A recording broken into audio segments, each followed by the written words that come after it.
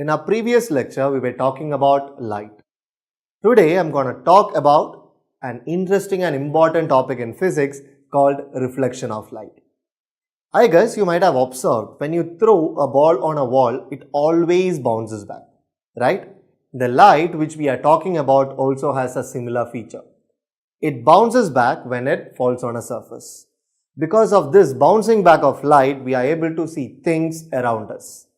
The phenomenon in which the bouncing back of light happens is called as reflection.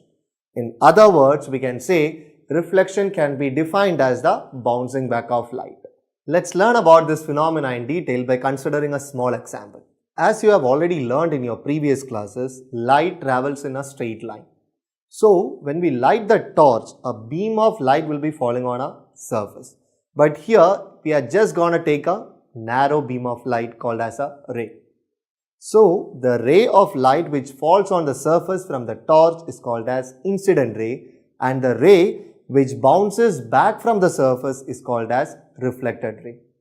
Now, let's draw a line normal to this plane by which we can divide the angle between incident ray and reflected ray. The angle formed between the normal and the incident ray is called as incident angle or angle of incidence. The angle formed between the normal and the reflected ray is called as reflected angle or angle of reflection.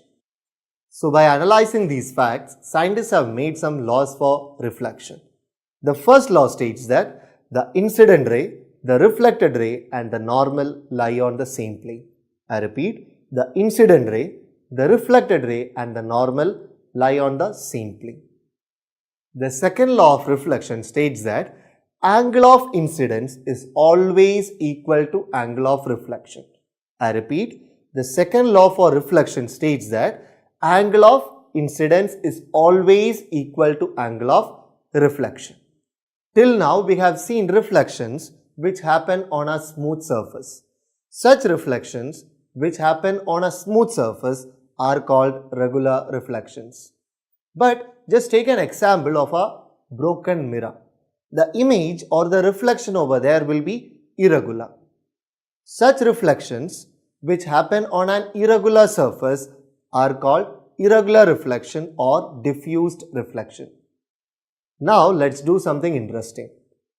Just take a pen on your right hand and go and stand in front of a mirror. You can observe the pen appears to be on the left side of the image. This phenomenon is called as lateral inversion. Here in this lesson we have learned about a wonderful phenomenon, reflection of light.